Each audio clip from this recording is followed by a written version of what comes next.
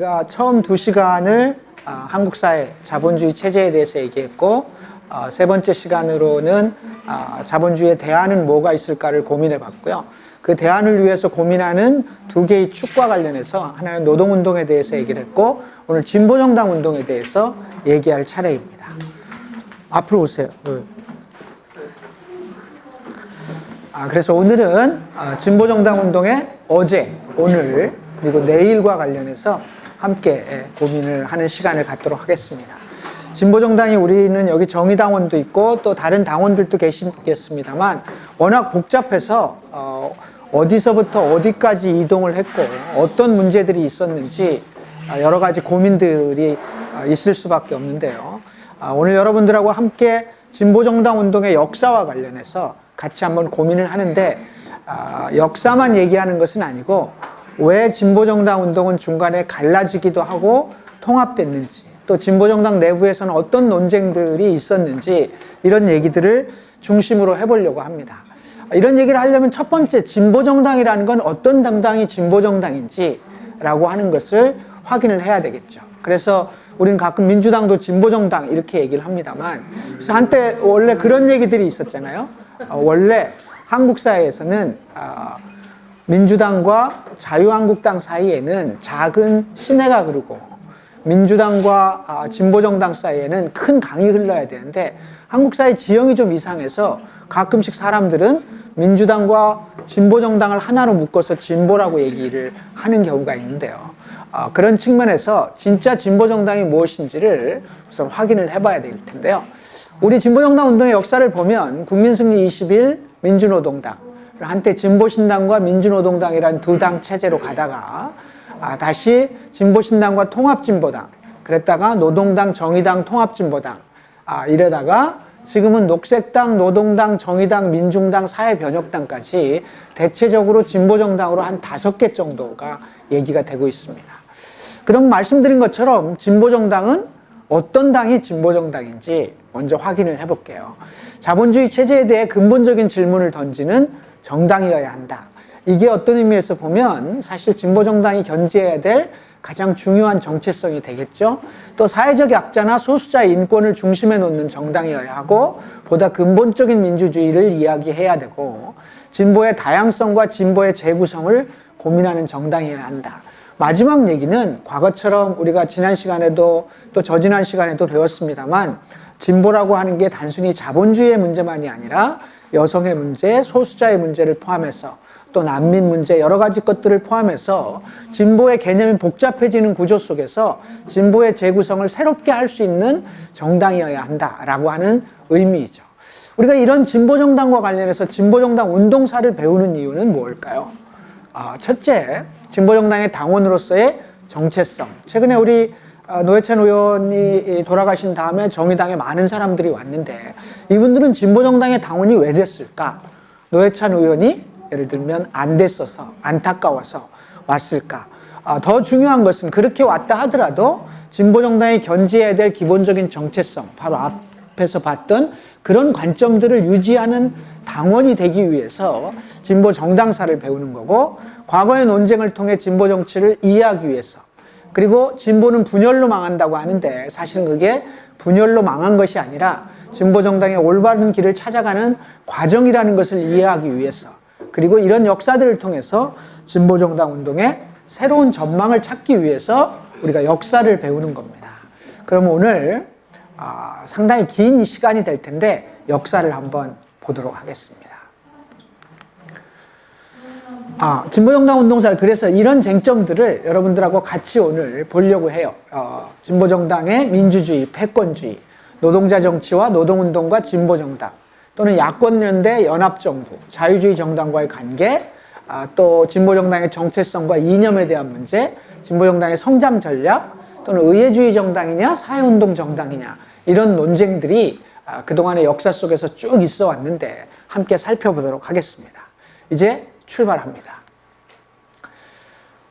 사실 진보정당을 얘기하려면 일제시대 때 조선공산당부터 얘기를 해야 됩니다만 그렇게 얘기하기는 너무 시간이 길고 또 우리가 지금 얘기하는 정의당, 무슨 민주노동당 이런 얘기만 하더라도 한참 걸리기 때문에 진보정당 운동을 일단 50년대부터 얘기하는데 이 얘기를 다 할 수는 없고요. 그냥 화면만 보는 것으로 하겠습니다. 1955년 11월에 진보당이 창당되고 이승만 정권의 탄압에 의해서 결국 조봉암이라고 하는 진보당의 당수는 진보당 사건 때문에 1심에서는 무죄가 났습니다만 대법에서 사형 선고를 받고 1959년 7월 31일 사형이 집행되면서 한국의 진보정당이라고 하는 것은 맥이 끊기게 되는데요. 그런데 4.19 혁명이 나면서 새로운 정치에 대한 진보적인, 그래서 단순히 이승만 독재의 문제가 아니라 우리도 촛불 때 얘기하잖아요. 박근혜가 물러나는 게 아니라 한국 사회의 적폐가 문제다라고 얘기한 것처럼 4.19 또한 같은 의미를 갖고 있었죠. 이승만의 타도가 문제가 아니라 한국 사회를 좀 새롭게 바꿔야 된다. 통일의 문제나 또는 서민들의 경제와 관련된 문제들을 제기하게 되죠. 그렇게 되면서 실제로 진보정당, 혁신정당이 등장하게 됩니다. 사해당, 통일사해당 또는 혁신당, 사해대중당 이런 정당들이 등장하지만 곧바로 암흑의 시대가 도래하게 되는데요. 4.19 이후에 나타난 5.16 군사 쿠데타로 사실은 진보정당 운동은 여기서 끝장이 납니다. 그래서 우리는 오랜 기간 동안에 진보정당이 한국에 존재하지 않는다라고 하는 것을 확인하게 되는데요. 근데 이런 사건들, 예를 들면 암흑기라고 얘기되는 60, 70년대, 이것은 통역당 사건입니다. 이게 신영복 선생이 주범으로 돼 있는 사건인데요. 통역당을 그러면 뭘로 볼 것이냐? 정말 빨갱이들의 잔치이고 대한민국을 전복하려고 했던 거냐? 한편으로 보면 당시 한국 사회에서 통일의 문제, 남북 문제, 그리고 그 속에서 민중들의 문제를 고민했던 작은 서클인 거죠. 그러니까 이것을 당으로 얘기하기는 어렵지만 끊어진 진보정당 운동이나 진보정치라고 하는 관점에서 고민했던 일군의 흐름이었다, 이렇게 볼 수 있습니다. 또는 이름 들으면 그렇겠습니다만 이것은 난민전이라고 여러분들이 잘 아는 김남주 시인이 이제 이 난민전 소속인데요. 남조선 해방전선이죠. 이 역시 일종의 정치 조직으로서 한국 사회의 변화를 고민했던 그룹이라고 볼 수 있습니다. 난민전 사건은 예를 들면 결국 사형을 당하는데요. 여기 주범이었던 이재문을 비롯한 사람들이 사형을 당하는데 우리 잘 아는 김남주 시인이나 홍세화 전 진보신당 대표 같은 분들이 난민전에 있었죠. 또 여러분 잘 아는 인혁당, 인혁당 재건이로 인해서 1975년 4월에 사형 선고가 나고 4월 이듬해 바로 사형 선고가 나자마자 다음 날 4월 8일 날 선고가 나고 4월 9일 날 바로 사형이 집행됐던 인혁당 사건 또한 어떤 의미에서 보면 이런 진보정당 운동의 암흑기 속에서 한국 사회의 진보를 고민했던 운동이었다. 뭐 여러 가지 해석이 있겠습니다만 그런 고민들을 1차적으로 접으면서 본격적인 얘기를 해보도록 하겠습니다. 80년대 이후에부터 이제 본격적인 얘기를 시작합니다. 80년대 이후 진보정당 운동. 80년대라고 하는 것은 80년 전두환의 군사 쿠데타가 발생을 하고 나서 한국 사회는 암흑의 시대가 되는데요. 그 이전까지 60, 70년대에 줄기차게 있었던 운동은 한국 정치의 진보나 서민과 민중들의 삶이나 자본주의 시대에 대한 근본적인 문제를 제기하는 운동은 없었습니다. 주로 있었던 가장 활발했던 운동은 뭐였죠? 민주화 운동, 독재 타도, 이런 운동이 존재하고 있었던 거죠. 그런 구조 속에서 한국 사회 사회운동은 전부 민주화 운동이었고, 아까 앞에 얘기했던 인혁당이나 이런 운동들은 그래서 한국 사회 운동 주류에서 매우 작은 운동일 뿐만 아니라 운동사적으로도 평가되지 못하는 운동이지만 진보정당을 하는 사람들은 새로운 관점에서 봐야 되는 운동이기도 하죠.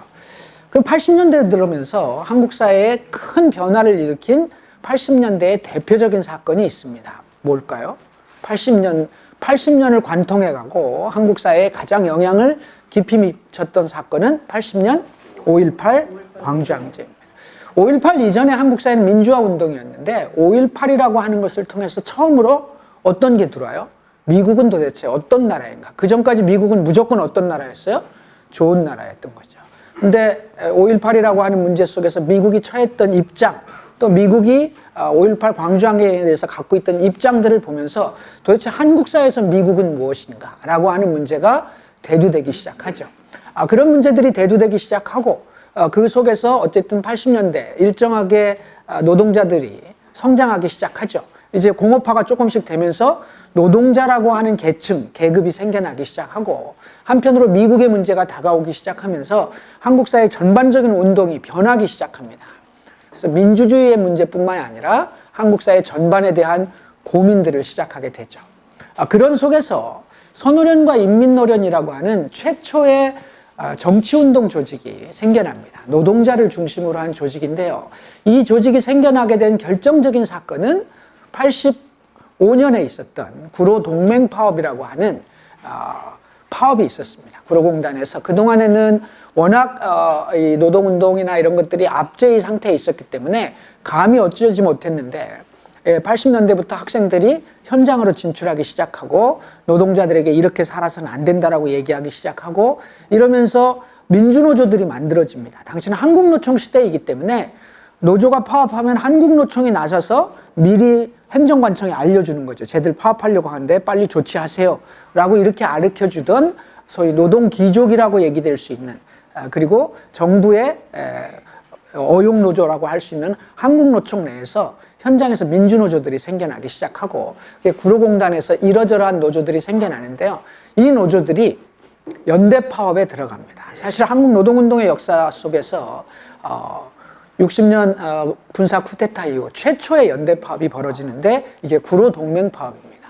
이 구로동맹파업을 통해서 열심히 투쟁했는데 결국 깨지죠. 전두환 정권 내에서 뭐 노조가 싸움했다고 이길 수가 없는 거니까 깨지고 나서 고민을 하게 됩니다.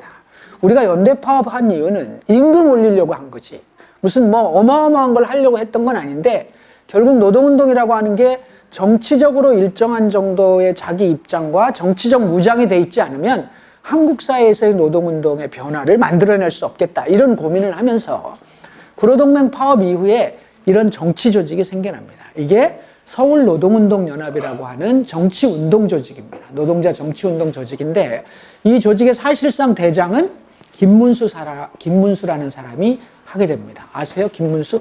네, 김문수. 네, 김문수라는 사람이 하게 되고 이 김문수라고 하는 사람의 밑에서 뭐 김문수를 보필하고 또 하나의 활동가로 있었던 사람이 후배 심상정입니다. 그래서 김문수, 심상정을 중심으로 선노련이라고 하는 조직으로 정치운동을 고민하기 시작하죠. 그래서 이 조직은 그러나 그렇게 운동을 하다가 87년 노동자 대투쟁이 나타나면서 대체적으로 대부분 노동운동으로 대부분 합류하게 됩니다. 선노련 활동가들은 대체적으로 노동운동의 지형으로 합류하게 되죠. 그래서 나중에 전노협, 업종회의, 민주노총 이런 걸 만들 때 많은 역할들을 하게 됩니다. 인민노련은 엄청나게 한 이름처럼 보이지만 인천지역 민주노동자연맹의 준말입니다. 인천지역 민주노동자연맹의 준말이고 이 인민노련은 돌아가신 노회찬 의원을 포함한 분들이 이제 중심에 섰던 조직입니다. 이 인민노련은 인천 지역을 중심으로 해서 같은 입장을 갖고 있었던 거죠. 이런 입장들을 가지고 노동자들의 정치적 진출 이런 것들을 고민하고 이 속에서 현장에 들어가서 노동자들을 정치적으로 각성시키는 역할들을 하기 시작합니다. 그렇게 해서 인민노련은 86년에 만들어지고 87년 대통령 선거가 있을 때 백선본을 구성합니다. 백선본이 무슨 선본일까요? 백기환 선거대책본부. 이제 줄여서 백선본이라고 불렀는데요. 백선본을 만들고 87년 대선에 1%를 득표를 하죠. 87년 대선에 그렇게 준비를 했다가 87년 대선이 어떻게 돼요? 결국 백 선생은 후보를 사퇴하게 됩니다. 사퇴하고 그래서 김영삼, 김대중, 김종필, 노태우 이렇게 붙게 만드는 거죠.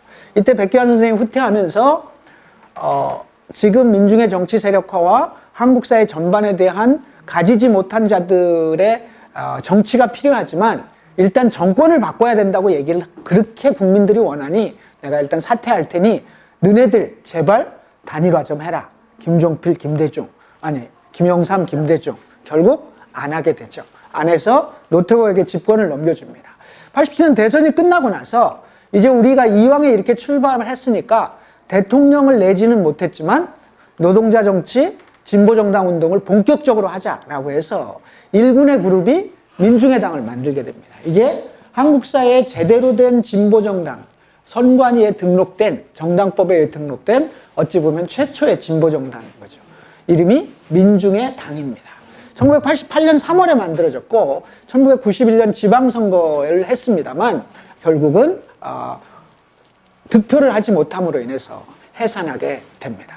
이렇게 인민노련으로부터 출발했지만 인민노련은 민중의당으로 갈 때 일부 세력이 가지 않습니다. 안 가고 지금 당장 당을 만드는 것은 너무나 조급한 일이니 당을 만들지 말고 어떻게 해요? 만들지 말고 조금 더 준비하자라고 하면서 인민노련이 쭉 가게 됩니다.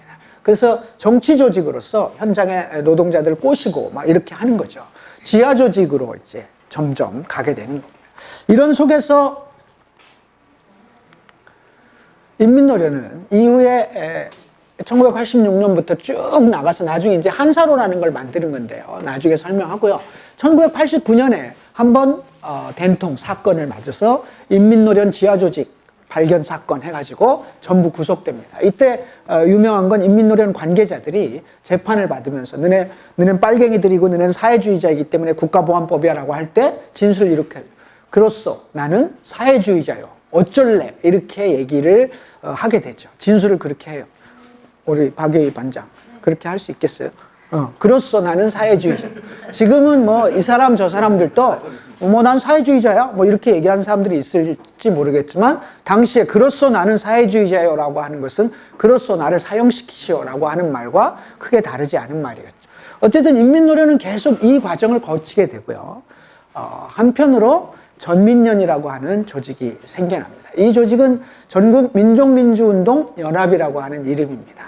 이 조직은 1987년 노태우가 대통령이 되고 이제 한국 사회 민주주의가 일어나고 노태우의 정권과 관련해서 일정하게 학생운동도 활발하게 일어나는 때고 이런 때 이제 뭐 민주주의뿐만이 아니라 노동자의 삶의 문제, 그 다음에 통일과 분단의 문제 이런 것들을 원하는 운동 세력들이 많이 나타나잖아요. 89년이면 이미 노동자는 87년 노동자 대투쟁을 끝내서 전노협으로 가고 있던 시기였고 학생운동은 활발하게 불타오르던 시기였고 시민사회운동과 재야 인사들도 끊임없이 이런 사람들이 각각의 흐름을 갖고 있다가 우리 이러지 말고 연대 단위를 크게 전국적으로 만들자라고 했던 게 전국 민족민주운동연합입니다.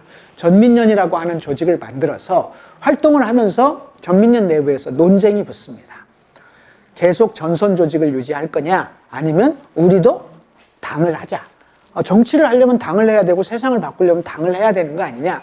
그래서 내부에 논쟁이 생겨요. 전선운동이냐 당인동이냐 이런 논쟁이 생기고 일부는 전선운동을 계속해야 된다라고 얘기하고 지금 당은 시급한 문제가 아니다 라고 얘기하고 일부는 당을 해야 된다 이렇게 얘기하면서 서로 전민련에서 떨어져 나와요. 그래서 떨어져 나온 사람들이 민중정당 건설 추진위원회를 만들어요. 여기가 이제 대표적으로 이렇게 떨어져 나온 사람들이 예를 들면 뭐 여러분 다 잘 아는 사람들이에요. 조금 오래된 사람이긴 하지만 뭐 이부영 또는 무슨 유인태, 이철 뭐 또 누가 있을까?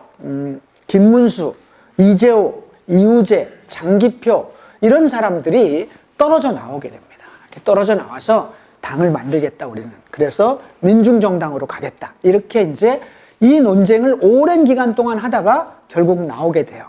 나온 다음에 나와서 이제 당을 만들기로 했어요.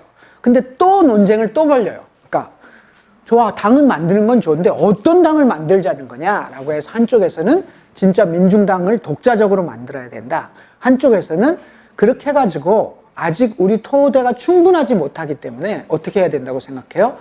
원래 있는 야당과 우리가 당을 만들어서 통합하거나 아니면 현재 우리 이 추진위 이름으로 저들하고 교섭해서 새로운 당을 합당해서 신설 창당을 하더라도 일단 제도권 정당을 활용한 전략을 써야 된다. 이렇게 갈라지게 되죠. 그렇게 해서 두 축으로 갈라지는데요. 제도권 야당으로 이때 사람들이 가게 됩니다.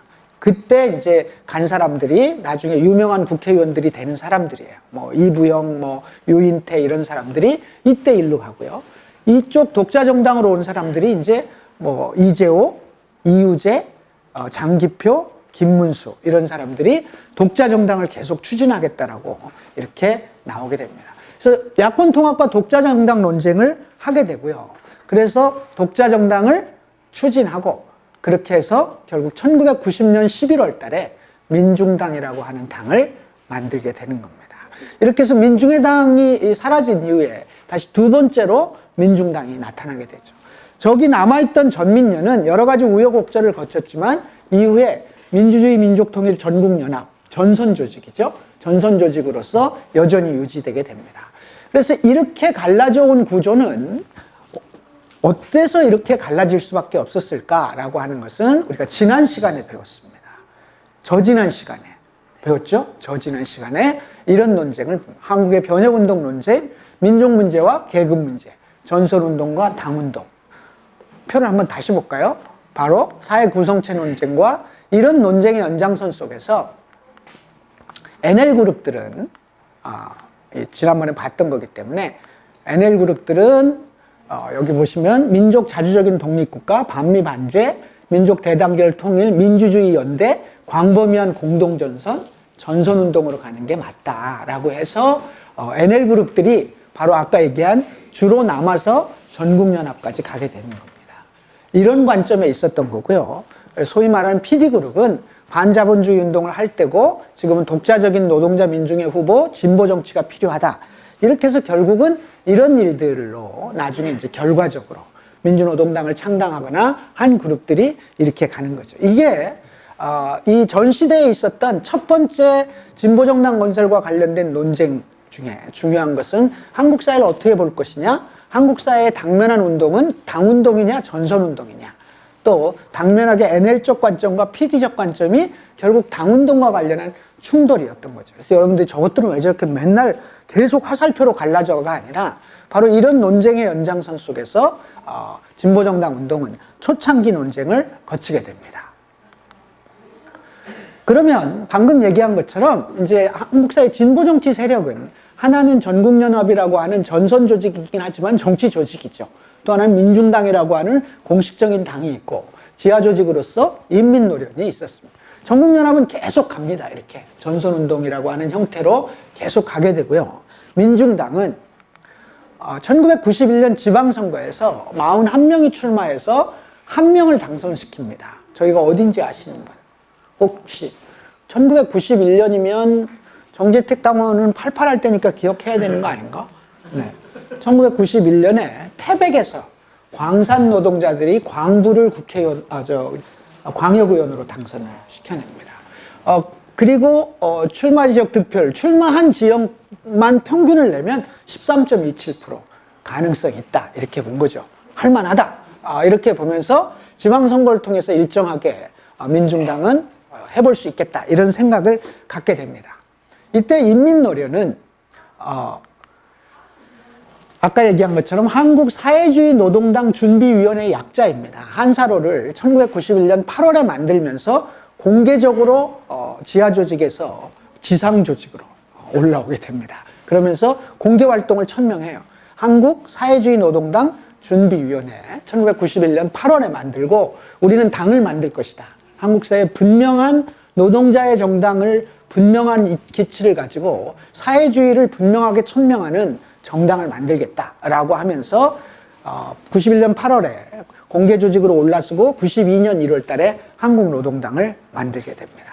이렇게 되면 어떻게 되죠? 한국의 진보정당은 한 줌도 안 되는데 두 개가 돼버린 꼴이 됐습니다. 결과적으로 보면 민중당과 한국노동당이 그 둘이 만나게 되는 거죠.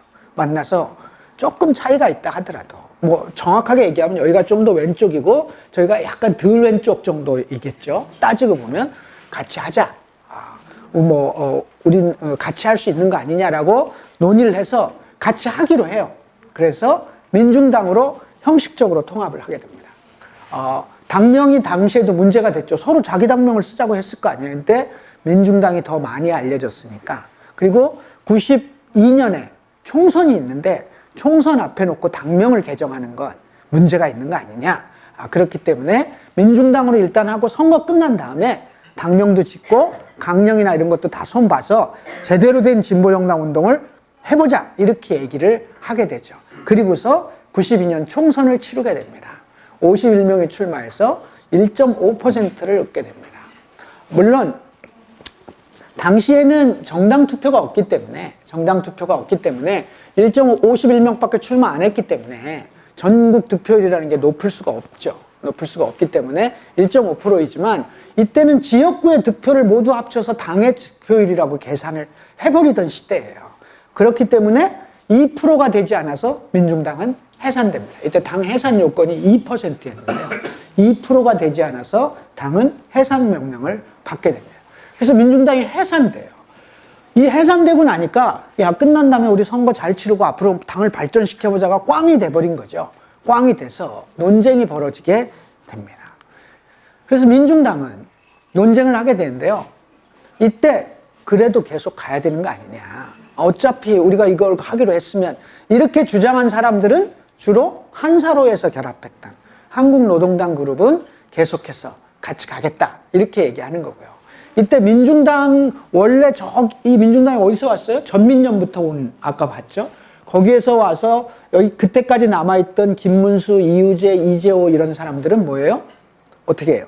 고마하자 해봤는데 잘 안 된다 이게 이렇게 얘기를 하면서 제도권 정당으로 가게 됩니다. 마침 이때 집권하고 있는 사람들이 누구였어요? 김영삼. 그래서 어쨌든 신한국당이긴 하지만 어떤 당? 그래도 김영삼이잖아.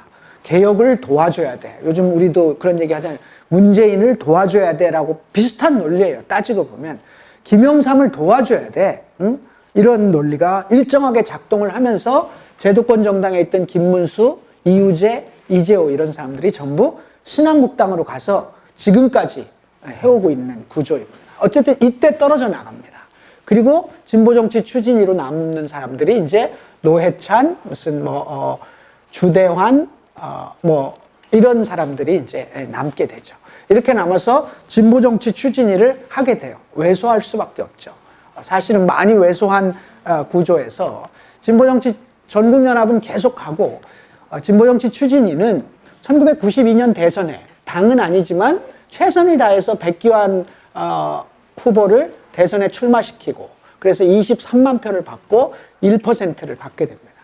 그러고 나서도 계속해서 진보정치 운동을 해요. 그러면서 이름이 진보정치연합으로 일단 바꾸게 되는데 이때쯤 되면 한국의 진보정치 세력은 어떻다고 봐야죠? 거의 없다고 볼 정도로 왜소한 거죠. 이게 굉장히 그럴듯해 보이지만 뭐예요? 따지고 보면 작은 서클을 조금 벗어나는 정도? 아주 엄청난 정치 세력이다 이렇게 볼 수는 없는 거지만 진보 정치에 대한 꿈을 계속 안고 진보 정치 연합이라고 하는 것으로 이름을 바꿔가면서 활동을 하게 되죠. 여기에는 수많은 진보 정치 조직들이 있습니다. 이제 여러분들이 무슨 온갖 지방에 가면 작은 조직 그래서 야, 진보 정치 할 사람들 모여. 그럼 막 조직이 한 10개 모여. 너네 조직은 몇 명이야? 그럼 3명인데요. 막 이런 데가 태반인 거죠. 그러니까 그런 시대였던 거죠. 그런 시대였던 구조에서 어쨌든 그나마 진보 정치라고 하는 구조에서 제일 큰 조직은 진보 정치 연합이었던 거죠. 이 속에서 결국 이제 한국 사회 진보 정치 조직으로 진보적인 정치를 고민하는 건 전국연합과 진보 정치 연합 두 개가 남아 있는 상황이 된 거죠. 여기서 새로운 변수가 생겨납니다. 이때 아까 진보정치 선거가 대통령 선거가 92년 12월에 있었고 그리고 나서 진보정치연합으로 이름을 바꾼 상태에서 92년부터 대체적으로 97년까지 진보정치 운동에 대해서는 아무런 특별한 사건이나 특별한 힘이 없었던 구조였는데요. 이때 그야말로 한국 사회에서 진보정치에 대한 책임을 지고 등장한 조직이 민주노총이었습니다. 이제 지금은 민주노총이 욕도 먹고 임종석이 나와서 어쩌고 저쩌고 하지만 97년 민주노총 욕한다고 하니까 엄청 97년 이때 민주노총은 한국 사회에 누구도 범접할 수 없는 조직이었습니다. 이때만 해도 그래서 민주노총이 뭘 하겠다라고 하면 다들 달라붙을 수밖에 없고 한국 사회의 중심을 끌고 갈 수밖에 없었던 건 민주노총이었던 거죠. 상당한 성장을 87년 이후 10년 동안 해오면서 민주노총은 한국의 모든 운동의 중심이었습니다. 민주노총이 한다고 하면 해야 되는 조직이죠. 이때 민주노총이 결심을 합니다. 진보 정치를 하자. 이제 민주노총이 나서서 노동자 정치운동을 제대로 하자. 이렇게 결심을 하게 되는데요. 이렇게 결심하게 된 배경 중에 또 하나의 중요한 사건은 96년 겨울에 시작해서 97년 봄까지 이어졌던 투쟁이 하나 있었는데 그게 9697의 노동법 개정 투쟁이라는 투쟁입니다. 한국 사회의 정치 파업은 유일한 파업이라고 볼 수 있습니다. 무슨 국회에서 법을 통과시키자마자 우리는 받아들일 수 없어 파업 이렇게 하면서 그냥 단체 협약 교섭 이런 거 안 하고 서울공무직 요즘 아직 충분히 교섭을 못해서 파업을 못 하잖아요. 그런 거 아예 없이 통과시키자마자 파업 선언하고 들어간 파업이 유일한 파업입니다. 물론 지금도 정치적으로 문제가 되면 정치 파업을 3시간 파업, 2시간 파업 이런 것들을 합니다만 이것은 무기한 전면 파업을 때린 거죠. 그래서 어떻게 돼요? 이겨요.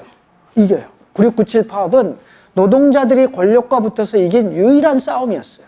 그래서 김영삼이 나서서 얘기하죠. 12월 26일 날 새벽에 날치기로 통과시켰던 노동법 사과드리겠습니다. 국민 여러분 죄송합니다. 다시 법안을 어떻게 한다고요? 국회에서 재논의하도록 하겠습니다. 일국의 대통령이 통과시켰던 법을 제가 잘못했습니다라고 사과한, 놀랍지 않아요. 네. 그런 사건이 9697 파업이었어요. 그렇게 해서 국회로 다시 갔어. 우리는 엄청 지쳤어요, 그때. 무려 한 2개월 이상을 계속 파업을 했으니까 진짜 지치고 이제 이겼으니까 이제 잘 되겠지 하고 돌아갔는데 돌아가고 나서 그 법안은 어떻게 되죠? 글자를 2개 고쳤나 3개 고쳤나 하면서 통과를 시킨 거죠. 다시 파업할 수 있는 동력도 없었어요. 그러면서 이겼는데 진 싸움이 9697 노동법 개정 투쟁이었던 거죠. 그리고 나서 노동자들이 생각해요. 더 이상 이렇게 현장 투쟁만 가지고 한국 사회를 바꿀 수는 없겠다. 현장 투쟁만 가지고 노동자의 삶을 바꿔내기는 어렵겠다. 어쨌든 주무르고 있는 정치운동에 대해서 우리 개입해야 된다. 97년 대통령 선거에 노동자들의 후보를 내서 민주노총이 책임지고 붙자라고 결심하게 되는 거죠. 그래서 민주노총이 이때부터 정치위원회를 본격적으로 가동하면서 권영길 위원장을 97년 12월 대통령 후보로 출마시키기 위해서 전 조직을 가동하기 시작합니다. 이때 이 전 조직 가동의 핵심적인 책임자가 누구였겠어요? 접니다. 제가 당시 뭘 박수를 치고 그래요. 97년에 제가 민주노총의 정치위원장을 맡게 됩니다. 제가 맡아서 이때부터 권영길 후보의 출마 문제와 그리고 전체에 있는 노동자들을 새로운 정치운동이라고 하는 구조로 몰아넣기 시작하죠. 그리고 이제 그러니까 막 전국을 쏟아내야 되는 그런 시기였습니다. 어쨌든 이 시기에 민주노총은 나중에 보게 됩니다만 논쟁을 치열하게 전개하게 됩니다. 이 논쟁의 내용들은 대체적으로 앞으로 다시 갈 텐데요. 이런 거였습니다. 노동자 정치 세력화와 노동운동과 진보정당과의 관계에 대한 논쟁이 벌어집니다. 그 이전에 있었던 전노협이라고 하는 조직은 열심히 싸우고 아주 투쟁적인 조직이었지만 기본적인 입장은 예를 들면 우편향적인 입장이 있었습니다. 우편향은 뭐예요? 노동자들이 월급 올리면 되는 거지. 정치나 이런 게 아니라 지금은 우리들의 근로조건 개선이 가장 중요한 거다. 교육공무직 노동자들한테 정권하고 싸우고 우리 당 만들자 이러면 지금 우리 근로조건 이거부터 해결했으면 좋겠다라고 생각할 수 있잖아요. 그 당시에 한 축에서는 우편향이 있었습니다. 열심히 싸우긴 싸우는데 전투적인 조합주의였던 거죠. 싸움은 열심히 하고 사용자 측에게 절대로 밀리지 않는 아주 불굴의 투사들이었지만 기본적인 정치적 관점은 약한 우파적 경향을 가질 수밖에 없다. 혹은 좌편향도 있었어요. 좌편향은 뭐예요? 정치 그건 더럽고 썩은 거야. 저런 것들은 하면 안 돼. 우리는 현장 투쟁을 통해서 권력을 뒤엎고 노동자가 지배하는 세상을 만들어야지 무슨 당을 만들고 정치운동 이거는 안 돼. 이제 소위 생디칼리즘적인 경향이 굉장히 강했던 거예요. 이 좌편향과 우편향 사이에 전노협이 있었고요. 이 흐름은 그대로 민주노총으로 왔는데 그 민주노총의 흐름을 가지고 이제 정말 정치운동을 좀 우리 해보자라고 하는 것은 처음부터 난관의 거칠 수밖에 없었던 거죠. 이게 전노협이 가졌던 기본적인 입장들입니다. 전노협 시기에 전노협이 시기마다 있었던, 민중당도 건설됐고 뭣도 있었고 뭣도 있었을 때마다 가졌던 정치적 입장들이 이런 거였습니다. 이것은 우편향과 좌편향이 계속 왔다 갔다 했던 입장인 거죠. 그러다가 민주노총을 오면서도 마찬가지인데요. 이제 논쟁이 벌어집니다. 정치 세력화는 시기상조고 조직적인 투대 구축과 산별체제의 재편에 주력해야 된다. 정권 교체가 지금은 더 뭐하고 중요하다.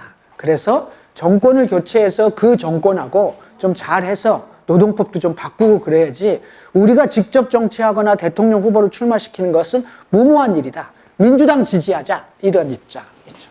또는 노동자 후보 전선은 조합원 정서와 불일치하기 때문에 같은 얘기죠. 여긴 또 대중투쟁이 곧 정치 세력화이다. 합법적인 정당운동은 노동운동의 개량화이다. 이렇게 주장하죠.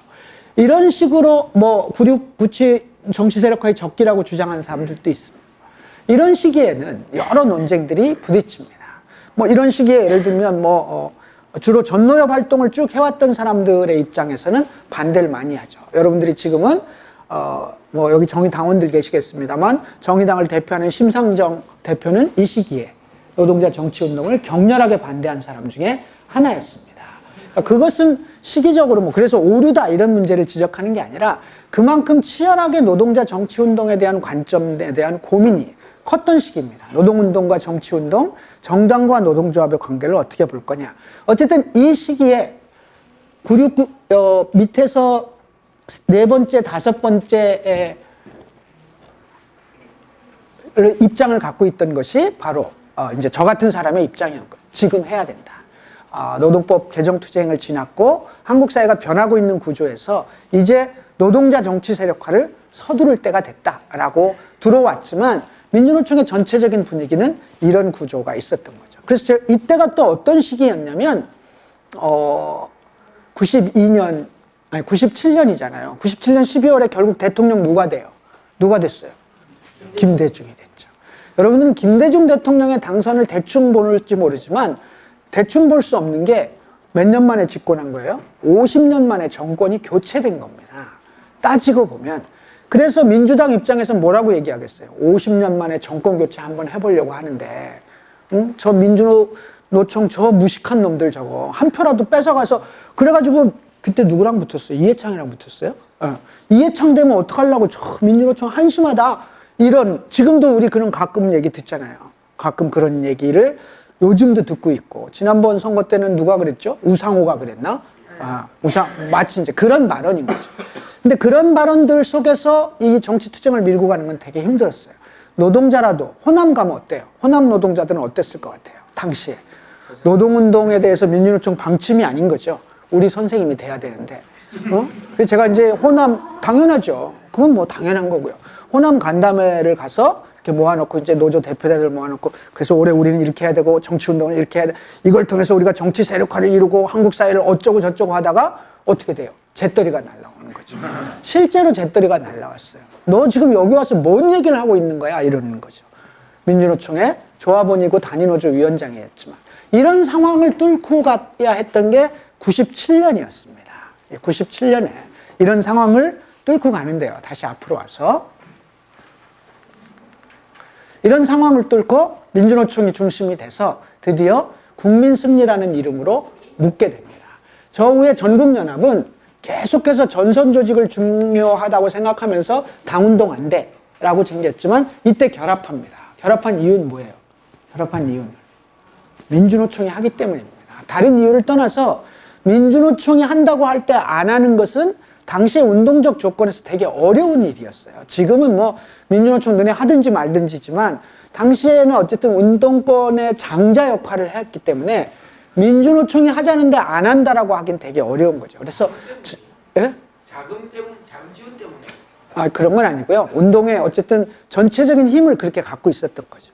그러니까 민주노총이 하는 운동이라고 하는 흐름이 한국 사회 운동의 줄이었고 전국연합 입장에서 따라오긴 하지만 노선상으로 정확하게 일치하지는 않았던 거죠. 일치하지는 않지만 어쨌든 결합하게 됩니다. 그리고 진보정치연합 오랜 기간 동안에 진보운동을 해왔던 그룹이죠. 이때 대표가 노회찬 대표가 진보정치연합의 대표입니다. 그리고 정치연대는 아까 얘기했잖아요. 여기저기 막 작은 좌파적 경향성을 갖는 작은 뭐 흔히 얘기하면 아주 왼쪽의 정치 조직들이 하나로 뭉쳐져 있던 게 말하자면 정치연대인데요. 이렇게 해서 묶여서 국민승리 21이라는 걸 만들게 됩니다. 이게 1997년 9월 7일 날 만들어지는데요. 여기 이렇게 이제 사람들이 다 모여서 선거를 준비하죠. 여기 많은 사람이 모였어요. 옛날 얘기 같아서 좀 그렇습니다만, 이때 이제 국민승리 21의 기획위원장을 노회찬 의원께서 하시고, 제가 조직위원장을 맡았고, 정책위원장은 구로의 최규엽 선배라고 최규엽 씨가 맡았고, 대변인은 지금 관악의 국회의원 하고 있는 유기용이, 그 다음에 비서실에는 비서실장은 다른 사람이었습니다만, 기동민이라고 하는 강북의 의원인가요 지금? 네. 성북 의원인 기동민이 비서실의 막내로 있었던 거죠. 그러니까 20대죠. 20년 전이니까, 지금 벌써 21년 전이니까. 그 다음에 대변인실에 의원 유기용이 있었고, 대변인실의 막내로 누가 있었어요? 박용진이 있었습니다. 요즘 유치원 그때 26, 7 아마 이렇게 됐겠죠. 박용진이 있었고요. 그리고 조직팀, 제가 조직위원장이었는데 조직위원회 팀원 중에 하나로 있었던 게 이인영이었습니다. 그러니까 그 사람은 전국연합에서 온 사람이죠. 이인영은 NL 학생운동을 전대협을 했던 사람이기 때문에 어쨌든 그렇게 모여서 권영길 후보를 만들어내고 어쨌든 정면으로 돌파를 하는 거죠. 많은 난관이 있었어요. 특히 민주노총 내부에 많은 난관이 있었습니다만 돌파를 하고 97년 대선과 98년 지방선거를 가죠. 이때 제가 정치위원장을 하면서 결심한 건 딱 한 가지였거든요. 과거에 진보정당 운동이 실패한 이유는 2%가 안 되면 당이 또 깨지는 건데, 그것은 대중적 기반이 없었기 때문에 벌어진 문제다. 우리는 이번 선거에서 일정한 성과를 얻든 안 얻든 지금 만들어진 노동자들의 정치 부대를 통해서 끝까지 갈 거다. 이거를 해야 된다. 이게 아니면 한국에서 진보정당 운동은 불가능하다. 그리고 그 중심을 이렇게 조직화된 노동운동이 만들어주지 않는다면 누가 만들 수 있겠냐? 불가능하다. 그래서 민주노총의 노동자 정치 세력화는 한국의 진보정당 운동의 핵심이다. 이런 구조를 가지고 선거를 치르죠. 1997년 대선 권영길 후보 30만 표밖에 받지 못했습니다. 그럼에도 불구하고 해산하지 않고 국민승리 21 그대로 가죠. 계속 갑니다. 그냥 계속 가면서 98년 지방선거에서 민주노총 국민승리 21이 민주노총 후보, 국민승리 21 후보 어쨌든 큰 흐름으로 49명이 출마해서 기초의원을 18명을 당선시킵니다. 출마자 한 49명밖에 안 돼요. 광역의원이 2명이고 기초단체장까지 3명을 당선을 시키게 되는 거죠. 이 숫자를 보면 놀라운 숫자인 거죠. 우리 지금 기초단체장 하나도 없잖아요. 정의당 같은 경우도. 그러니까 이렇게 보면 국민승리 21과 당시의 민주노총을 기반으로 했던 조직적 이 대부분이 어디예요? 울산, 창원, 경남 이런 지역을 핵심적으로 해서 성장을 하게 되는 거죠. 그렇게 해서 이 지방선거가 끝나고 나서 할 수 있겠다라고 하는 자신감을 갖게 되죠. 저는 개인적으로 국민승리를 21을 해서 대통령 후보 출마하고 선거를 마친 다음에 다시 연맹위원장으로 돌아가게 되는데요. 돌아갔다가 99년에 다시 민주노총 부위원장으로 복귀하면서 당 작업을 하고 2000년 1월 달에 민주노동당을 만듭니다. 제가 99년에는 다시 민주노총 정치위원장을 또 맡게 되거든요. 그래서 민주노동당을 창당하게 되죠.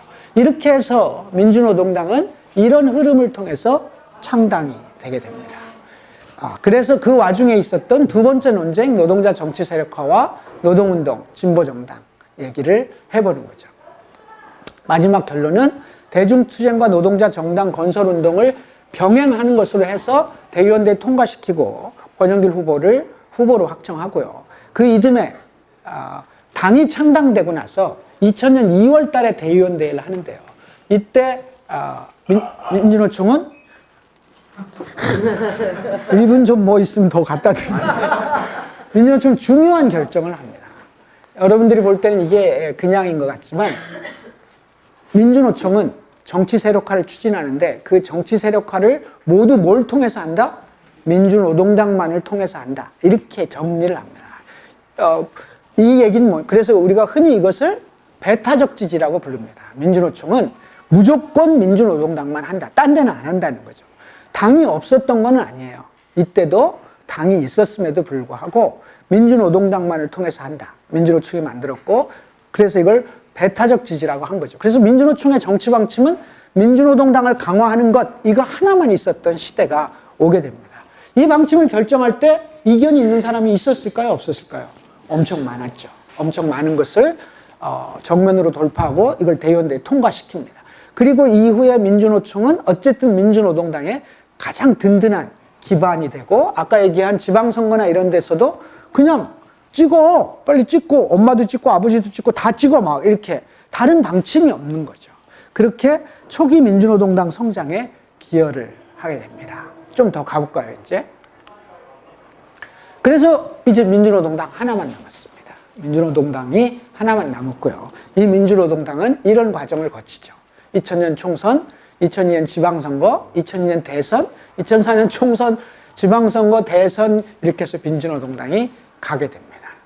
각각의 선거 결과를 볼까요?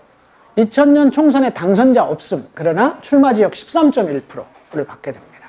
근데 이때 이런 걸 봤고요. 2002년 지방선거 218명이 출마해서 총 45명을 당선되고 이렇게 이때 2002년 지방선거에 뭐가 시작돼요? 정당명부 비례대표가 1인 2표제가 이때부터 적용됩니다. 그래서 광역의원이 이렇게 많이 나온 거예요. 이래서 이렇게 해서 지금 올해 우리 정의당이 받았던 거 비슷하죠. 지역마다 한 명 정도씩 받는 거 비슷하게 이때부터 성장하기 시작하는 거죠. 정당 득표율 8.1%를 받게 됩니다. 그리고 02년 대선 권영길 위원장은 드디어 100만 표에 육박하는 3.98%, 4%를 받게 됩니다. 그래서 97만을 받고 이렇게 되면서 사실은 민주노동당이 잘만 하면 집권하겠다. 잘만 하면 잘 되겠다. 이때 우리가 꾸었던 꿈 중에 하나는 뭐냐면요. 2000년에 민주노동당이 창당될 때 영국노동당이 몇 년도에 창당됐어요? 네, 대충 맞아요. 영국노동당이 정확하게 창당된 게 1900년이었어요. 그래서 정확하게 100년 차이가 나요. 영국노동당과 민주노동당이. 영국노동당이 창당하고 최초로 몇 년도에 집권하는지 아세요? 1923년에 집권을 해요. 그래서 23년 만에 집권한 거야. 근데 영국노동당의 조건이 뭐하고 똑같냐면 우리랑 매우 비슷했거든요. 영국노동당은 누가 만들었어요? TUC라고 하는 영국노총이 만들어요. 그리고 아까 읽었던 것처럼 진보정치연합이나 뭐 이런 것들이 있듯이 당시 있던 다른 정치 세력들을 묶어요. 그래서 예를 들면 페비아니즘을 묶어내거나 아니면 무슨 독립노동당이나 이런 것들을 묶어내되 중심은 TUC가 영국 노총이 중심에 서서 만들었다는 점도 비슷했고 당시 영국의 정치 지형이 뭐였어요? 토리당과 휘그당, 자유당과 보수당이라고 하는 두 양당 체제에서 노동자들이 진보정당을 만들었거든요. 그렇게 출발한 영국 노동당이 23년 만에 집권을 했는데 우리도 그렇게 할 수 있겠다. 이제 양당 체제를 깰 수 있겠다. 원래 저놈들은 같은 놈들인데 이상하게 한국 사회에서 저것들이 나눠 먹고 있는데 우리가 성장하면 정리할 수 있겠다. 이런 자신감이 좀 있었잖아요. 네, 없었어? 있었어요. 그리고 나서 총선 드디어 10명을 당선시키고 비례 8명의 지역구 둘 13.1%를 당선하게 됩니다. 그리고 06년 지방선거 801명이 출마해서 81명을 당선시키고 광역 15, 기초 67 어쨌든 일정하게 계속 성장을 해가는 과정이었던 거죠. 이 과정 속에서 07년 대선에서 약간 꺾이기 시작합니다. 어쨌든 민주노동당이 이렇게 잘 나가는 것처럼 보였지만 안에서는 어떤 일이 벌어지고 있었죠? 엄청난 갈등과 엄청난 분열의 역사 또는 그 속에서의 싸움들이 진행이 되는데요. 이 논쟁을 보셔야 할 것 같습니다. 민주노동당 2000년부터 총선에서 2001년에 9월 달에 군자산의 약속이라고 하는 약속이 등장합니다. 군자산의 약속 들어보신 분도 계실 텐데 군자산이 어디 있어요? 군자산 어디 있어요? 들어봤다며 어디 있어요? 어디 있는지는 모르는데 이 얘기는 들어봤다는 거죠. 들어봤어요? 군자산의 약속이란 말도 들어본 적이 없죠. 군자산의 약속.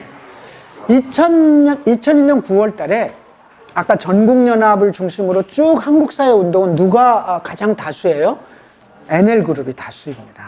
사실은 당을 만드는 것도 소수 그룹이었고, 뭐 어떤 의미에서 보면 민주노총 내에서도 가장 다수 그룹은 NL그룹이었고요. 그러니까 아까 정권 교체가 더 중요해. 그리고 지금은 노동자 운동 내에서 근로조건이나 복리나 노동운동 고유의 문제를 해결하는 게 더 중요해라고 주장한 사람들은 대부분 NL적 성향이나 NL적 구조에 있던 사람들인 거죠. 그런 사람들이 다수였던 구조였는데요. 이 민주노동당이 이렇게 출발하고 잘 나가기 시작하면서 NL그룹이 고민에 빠졌어요. 전선운동을 계속 할 거냐, 계속 전국연합 활동을 할 거냐, 고민해봐야 되는 거 아니냐. 그러면서 본격적으로 고민을 시작해요. 본격적으로 고민을 시작하면서 이때 민주노동당으로 정리하자라고 해서 정리를 해요. 그러니까 이때까지만 해도 민주노동당은 어느 그룹이 중심이었겠어요? PD라고 일컬어지는 그룹들, 오랜 기간 진보정치운동과 정당운동, 반자본주의 운동을 중심에 놨던 사람들이 핵심이었고, 아닌 사람들, 국민승리에 결합했다가 다 돌아갔거든요. 결합했다가 전국연합은 다 돌아갔어요. 다시. 다 돌아갔고, 심지어는 이제 여담인데, 여기 혹시 오랜 기간 동안, 자주계열 운동을 하신 분이 계실지 모르겠는데, 다 이제 전국연합으로 돌아갔는데, 우리가 막판에 우리끼리 술 한잔 하면서, 근데 쟤들 진짜 권영길 찍은 거 맞아? 뭐 이런 얘기예요. 왜냐하면 그들의 철학이라는 게 정권을 교체하는 게 우선이라고 생각하는 거거든요. 그게, 그래서 나쁜 놈들이라는 개념이 아니라, 현재 한국 사회에서는 김대중으로 일단 교체해야 된다 라고 생각하는 사람이 전국연합이나 NL적 운동의 관점에서 보면 그게 올바른 방향인 거예요.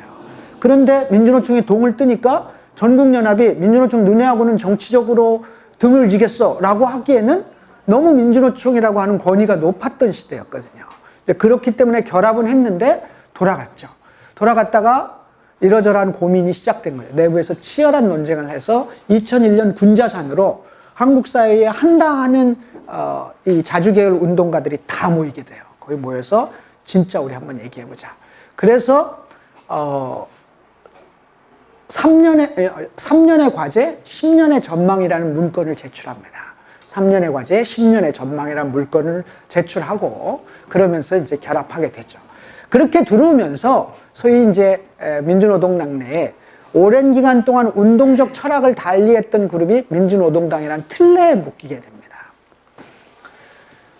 그래서 이제 그러면서도 어쨌든 공익지방선거의 부유세와 무상의료, 무상급식 정책이 내면서 지방선거 끝나고 나서 대선에 저렇게 표를 많이 받았던 이유도 민주노동당에 대해 이때만 해도 굉장히 파격적이고 이때만 해도 아주 충격적인 공약이었거든요. 뭐 어떻게 저게 가능해? 지금은 이게 자유한국당도 내는 공약이 돼버렸지만 이때는 너무나 충격적인 공약이었던 거죠. 이렇게 아주 급진적인 정책 의지를 내면서 민주노동당 등장하고요. 02년과 04년 사이에 북한이 NPT를 탈퇴합니다. NPT가 뭐예요? 핵확산 금지 조약. 그 다음에 04년부터 북한이 핵무기 보유선언을 하게 됩니다. 이것은 최근에도 난리가 났었습니다만 당시에도 얼마나 난리가 났겠어요. 그렇죠? 이때는 별 관심이 없으셨을 때잖아. 관심 많았을 때요. 이때도? 2007년부터 관심이 많았어요. 북한 핵무기 보유선언과 북한 NPT를 탈퇴하게 됩니다. 그래서 제가 잠깐만 가면 이때부터 민족 문제와 북한 문제의 논쟁이 시작됩니다. 안에서 이 북한 문제를 어떻게 할 거냐. NL적 관점에서 북한을 어떻게 볼 것인가라고 하는 것은 지난번에 설명드렸으니까 설명 안 드릴게요. 그런 관점에서 논쟁이 붙는데요. 2001년 9월 군자산의 약속을 통해서 조국 통일 대사변기를 맞는 전국연합 정치 조직 방침, 광범위한 민족민주전선 정당 건설로 자주적 민주정부 수립하여 연방 통일조국 건설하자. 이게 그런 얘기였습니다. 이것을 채택하면서 민주노동당으로 들어와서 갈등이 생겨나는데요. 2003년 1월 달에 북한이 핵확산 금지 조약을 탈퇴해요. 민주노동당 내에서 있을 수 있는 얘기냐. 한반도의 비핵화가 진보정당의 기본적인 건데 핵확산 금지 조약을 탈퇴한다는 것은 북이 핵을 갖겠다는 뜻인데 이건 당연히 비판해야 된다. NL이 어떻게 나왔죠? NL그룹이 당의 일각에서 있을 수 없는 거다. 이건 미국 때문에 발생한 일이기 때문에 북한을 뭐라고 하는 성명서를 진보정당이 낼 수 없다. 이쪽에서는. 그렇다 하더라도 한반도 비핵화를 천명하고 있는 우리 당이 기본적으로 북한의 태도에 NPT를 탈퇴한 거에 대해서 유감 표명을 해야 된다라고 싸우다가 그럼 미국이랑 북한하고 둘 다 나쁜 놈이라고 하자. 이렇게 해서 간신히 통과를 시켜요.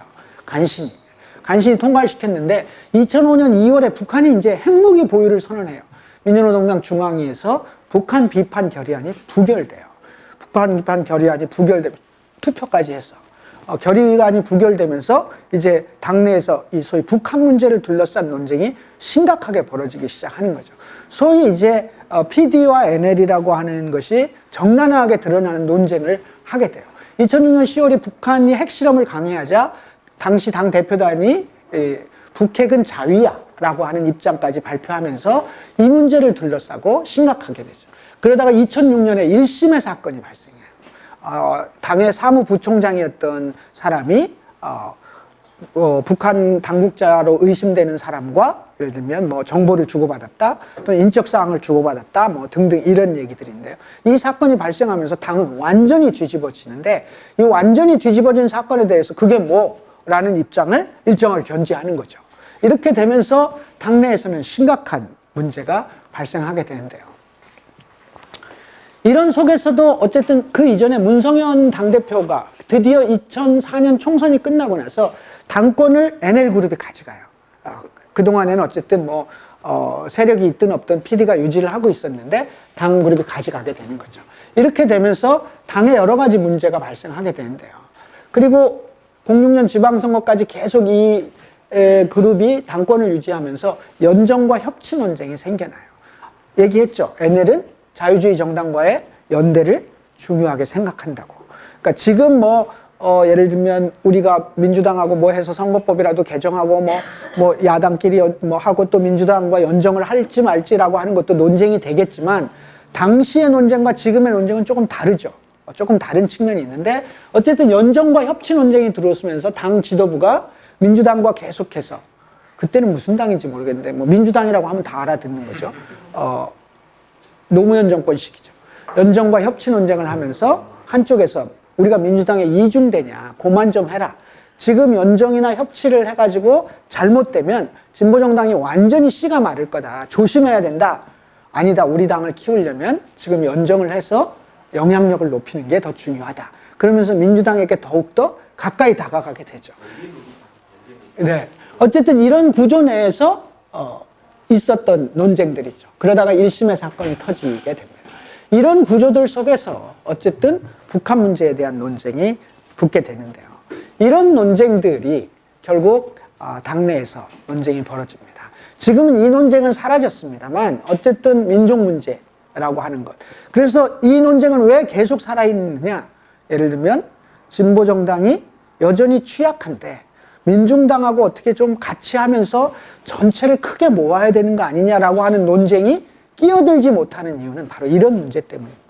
사실 따지고 보면 같이 해야 되는 지점들이 있을 수도 있죠. 그게 뭐 NL적 관점을 갖고 있다 하더라도 그게 무슨 진보정당이니까 생각이 다를 뿐인데 그럼에도 불구하고 그 안에서 스펙트럼을 인정하고 같이 할 수 없는 건 이런 사건들이 존재하고 있기 때문에 못합니다라고 생각을 하게 되는 거죠.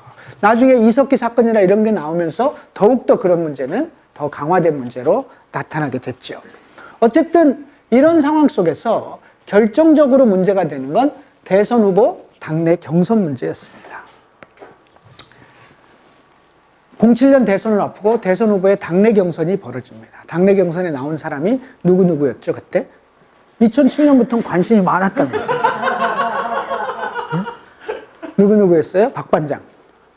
2007년 대선 후보 당내 경선에는 노회찬과 심상정이 나옵니다. 그리고 누구나 다 노회찬과 심상정 중에 이제 민주노동당의 후속 체제를 이어갈 거라고 생각을 한 거죠. 근데 대선 후보는 우리 심상정 의원이 물론 삼선 의원이지만 아무 당직이 없어도 대선 후보를 한번 하고 나면 당내 영향력과 정치적 영향력이 엄청 크잖아요. 그렇게 되는 것처럼 대선 후보를 누가 할 것이냐라고 하는 것은 당의 역학구조상 무지하게 중요한 문제였던 거죠. 그런데 NL그룹은 대선 후보로 내세울 만한 간판 후보가 없었어요. 그래서 심상정이나 노회찬에게 이걸 넘겨주었을 경우에 당의 역학구조에 문제가 발생할 것이라고 하는 우려가 생겨난 거죠. 그러면서 그럼 어떻게 해야 되냐? 다른 사람은 상대가 안 된다. 그래서 누굴 찾아가요? 권영길 후보에게 찾아가서 얘기합니다. 한 번만 더 출마해 주십시오. 이렇게 얘기를 하는 거죠. 권 후보는 저하고 오랜 기간 동안 노동운동을 같이 해왔고, 그리고 대통령 후보 출마할 때와 당을 창당할 때 제가 정치위원장이었기 때문에 저하고 어떤 의미에서 정치적으로 같이 해왔던 사람일 수도 있었던 거죠. 그런데 어쨌든 NL그룹의 그런 거에 본인이 수락을 하면서 결국 3파전 구도가 됩니다. 3파전 구도가 되면서 1차 투표에서 48대 28대 26인가? 48대 26대 24인가? 48대 26대 24. 그래서 1등 권영길, 2등 심상정, 3등 노회찬. 그래서 노회찬이 떨어지고 결선을 가게 되죠. 결선 가서 52대 48인가 53대 47로 권영길 후보가 다시 당선해서 후보가 돼요. 이것은 당내에 결정적인 문제가 됐어요. 너무하는 거 아니냐 이게. 응? 해도 그 당시에 많은 유권자들이 밖에서 이런 얘기를 하잖아요. 아니 민주노동당 진짜 이상해. 왜 심상정이나 노회찬을 안 냈지? 이게 일반적인 의문이었어요. 이해가 안 가는데 왜 그랬지? 이렇게 누구나 다 그렇게 얘기했어요. 그러니까 그건 뭐 정의당을 정의당이란다. 민주노동당을 찍거나 안 찍거나 그게 중요한 게 아니라 일반적으로 왜 그랬을까? 이해가 안 가는데 이런 분위기였거든요. 그런 분위기에서 나갔다가 아까 얘기한 것처럼 대선 후보의 득표율이 떨어지게 되죠. 떨어지게 되면서 더군다나 선거까지 어려움을 겪게 돼요. 그래서 97년 대선을 어쨌든 실패한 것으로 결론 지을 수밖에 없었죠. 그 선거에서 그 전 선거에서 4%를 받았는데 이 선거에서 2.6%인가 7%를 받았기 때문에 완전히 패배한 선거가 된 거죠. 그러면서 당은 이때부터 더 이상 같이 못해. 이제는 헤어져야 돼. 라고 얘기하면서 떨어져 나가기 시작하면서 일부 그룹이 새 진보정당 추진위를 결성하고 그렇게 하면서 떨어져 나가기 시작하고 대선이 끝나고 나서 지도부는 사퇴를 하게 되며 비대위가 결성이 돼요. 그래서 그때 비대위원장을 누가 맡았어요? 비대위원장을 심상정이 맡게 돼요. 민주노동당의 비대위. 그러면서 당의 혁신안을 제출하고 당을 새롭게 살려내겠다라고 혁신안을 제출해요. 그래서 당 대의원대의 혁신안이 올라가는데 그 혁신안마저 부결시키게 되는 거죠. 예를 들면 그 혁신안의 내용 중에 1심의 사건과 관련돼서 예를 들면 당이 기본 입장을 명확하게 얘기해야 된다. 이건 잘못됐다고 얘기해야 된다라거나 또는 1심의 사건에 연루된 사람에 대해서 당이 명확하게 제명 처리를 해야 된다거나 뭐 이런 안들이 있었는데 부결돼 버린 거죠. 그러면서 결과적으로 대선이 끝나고 나서 심상정 비대위조차도 더 이상 같이 하기는 어렵겠다. 이때 심상정 비대위 때 집행위원장이 지금 레디암 편집장을 하고 있는 정종권이 당시 비대위 집행위원장이었는데요.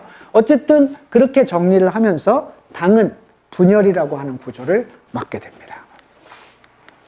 이 논쟁은 제가 소개를 드렸고요. 2007년 선도 탈당 그룹이 종북주의자와는 당을 같이 할 수 없어서 나간다. 이렇게 하면서 나가게 돼요. 이때 종북이란 말이 등장하죠. 그 탈당 그룹이 뭐예요? 우리 쉽게 말하면 아까 얘기했죠. 새 진보정당 그룹을 만들었던 사람들. 주로 PD가 나간 거죠. 네. 논쟁사. 여기서 우리는 이제 좀 정리를 하면요. 아까 있었던 복잡한 표내에서 지금도 논쟁하고 있는 것들이 그 당시에도 계속 논쟁이 됐었어요. 첫째, 이 의석이라는 게요. 예를 들면 우리가 원래는 노동자들이나 진보정당 하는 사람들이 뭐라고 얘기했냐면 국회의원 하나만 있으면 좋겠다. 우리가 가서 하소연할 사람이 하나도 없다. 막 이러면서 한 명만 있었으면 좋겠다라고 했는데 10명이 생긴 거예요. 10명이. 10명이 생기니까 우와 이렇게 했는데 10명이 할 수 있는 일이 하나도 없어. 따지고 있는 거예요. 그러니까 10명이 또 할 수 있는 일이 하나도 없는 거예요. 그러니까 계속 소수정당인 거고 이런 구조 속에서 이 문제를 어떻게 극복할 거냐라고 하다 보니까 역시 의원이 많아져야 돼. 이렇게 생각하기 시작한 거죠. 의원이 많아지려면 어떻게 해야 돼요? 그러면 국민들에게 잘 보여야 돼. 이렇게 되기 시작한 거예요. 그러면 노동자들이 파업할 때 입장을 어떻게 가져야 돼? 어떻게? 야, 너무 파업 심하게 하지 마. 이렇게 얘기해야 된다고 생각하기 시작한 거예요. 그러면서 좀 더 친숙한 정당, 그러니까 뭐 표현이 좀 이상합니다만 점점 오른쪽으로 가는 게 당에게 유리한 거 아니냐. 좀 더 시민 친화적으로 가야 된다. 그렇게 해야 표를 많이 받을 수 있을 것 같다. 왜? 당은 의원으로만 하는 거다, 의원으로. 근데 이렇게 맨날 민주노총 파업하는 거 찬성이나 하고 막 운동권 정당처럼 해갖고는 안 되는 거야 라고 주장을 하는 거죠. 주로 NL그룹이 그렇게 주장을 했던 거죠. 당시에는. 그것은 저 사람들은 왜 그래가 아니라 일관된 철학적 관점을 갖고 있는 거죠. 그게 틀렸다 맞았다 주장할 수 있는 건 아니에요. 한국 사회의 변화는 이러이러한 과정을 거쳐서 가는 거다라고 하는 기본 입장을 갖고 있었기 때문에 온건하고 넉넉한 전략을 갖고 있었던 거죠. 제가 지난번에 한번 물어봤잖아요. 여러분들은 왜 NL을 훨씬 더 과격하게 생각하세요? 훨씬 더 과격하지 않은 관점이죠. 다만 이제 PD적 관점을 갖고 있는 사람들은 북한 문제에 대해서 분명하게 북한 인권도 그렇고 뭐 세습 문제나 이런 것들에 대해서 단호하게 얘기하고 노동자의 투쟁이나 급진적인 의제나 이런 것들을 과감히 제출해야 돼. 이런 입장들이에요. 그래서 의회라고 하는 문제와 그리고 지역의 운동도 사회운동적 정당으로서 지역의 기반과 활동을 좀 늘려가는 게 더 중요해. 의석도 중요하지만 진보정당은 그걸로만 승부를 놓을 수 없어. 이런 논쟁들이 계속 있었던 거죠. 이게 소위 사회운동 정당과 의회주의 정당 논쟁이죠. 물론 이건 조정하면 되는 문제예요. 또 두 개 다 열심히 하면 되는 문제이지만 당시에는 이런 논쟁이 있었던 거죠. 그 연장선에서 야권연대와 연정, 자유주의 정당과의 관계 문제도 늘 문제가 되게 돼요. 늘. 그래서 연정과 협치 얘기가 나왔을 때 저것들이 미쳤나라고 한쪽에서는 얘기하고 또 한쪽에서는 이렇게 안 하고 무슨 방법이 있는데 라고 얘기하게 되는 구조가 있었죠. 그러나 가장 심각했던 문제는 진보정당의 당내 민주주의와 패권주의 문제였어요. 결과적으로는. 사람들이 얘기해요. 노선 차이가 있다 하더라도 저게 없었으면 깨지지는 않았을 거야. 이렇게 얘기하죠. 당내 민주주의와 패권주의. 전에도 얘기했습니다만 군자산의 결의 이후 들어온 전국연합이 한국 사회에 가장 범위가 넓은 운동 조직이고 성원이 많은 조직이었기 때문에 들어와서 얼마 안 있어서 민주노동당은 결과적으로 다수그룹이 된 거죠. 이 다수그룹이 된 구조에서 의회가 중요하고 당의 권력을 잡으려면 지금도 마찬가지잖아요. 뭐 제가 정의당밖에 모릅니다만 정의당이 무슨 당권이나 이런 걸 놓고 치열하지는 않지만 당권을 잡으려면 예를 들면 전국위원이 돼야 되고 지역위원장도 돼야 되고 그런 힘들을 통해서 당의 권력도 유지해야 되고 하다못해 비례대표를 뽑으려면 어떻게 해야 돼요? 자기 사람들을 많이 만들어야 되고 만들려면 어떻게 해야 돼? 지역위원장을 또 가져야 돼. 그렇잖아요. 지역위원장을 가져야 영향력을 행사할 수 있으니까. 이런 구조 속에서 그러면 어느 지역을 갖기 위해서 지역으로 어떻게 해요? 진출하는 거죠. 지금은 어떻게 하냐면 자기 직장과 사는 데가 아니면 어떻게 돼요? 당원을 할 수가 없어요. 근데 과거에는 자기가 원하는 곳에서 할 수 있어요. 나는 이 지역에서 활동하고 싶다 그러면 거기로 등록하면 되는 거예요. 그래서 예를 들면 어느 지역을 우리 이번에 저 지역을 장악하자라고 하면 글로 때로 등록을 하게 되는 거죠. 이런 일들이 발생하게 돼요. 현실적으로. 그래서 이런 일들이 발생하면서 결국 당내 민주주의가 심각하게 훼손되기 시작하죠. 이런 일들이 정말 많이 벌어져요. 많이 벌어져서 곳곳에 조직 분규가 발생하기 시작하고 이런 속에서 소수파였던 원래 당을 창당했던 그룹이지만 소수파가 된 그룹은 해도 너무하는 거 아니냐라고 얘기하기 시작하는 거죠. 그래서 결국 이 진보정당의 당내 민주주의와 패권주의 문제는 심각한 문제가 돼요. 지금 우리에게는 이런 문제가 없을 수도 있지만 있을 수도 있고요. 앞으로 진보정당을 하면서 이 문제는 매우 중요한 문제인 거죠. 당내 민주주의를 뭐 어느 특정한 것에 무슨 지역위원장을 되는 문제를 넘었으면 당내에 많은 사람들이 참여하고 함께 할 수 있는 정당의 구조를 어떻게 만들 건가. 중앙당의 고공정치가 아니라 당원들이 참여하는 정당을 어떻게 만들어갈 수 있을 것인가가 당내 민주주의인데 이런 문제들이 활발하게 되지 않으면 진보정당은 사실 성장의 동력이나 성장의 기반이 취약할 수밖에 없죠. 다른 당하고 달라서. 근데 이 문제는 그래서 철진한 논쟁이 아니라 여전히 우리의 논쟁이기도 하고 이후에 진보정당의 성장과 관련해서 고민해 볼 수 있는 지점인 거죠. 길기도 하다 진짜. 네, 이제 10년 했어요. 그래서 이제 민주노동당이 갈라지면서 진보신당과 민주노동당으로 돼 있고요. 둘 다 총선을 거쳤습니다.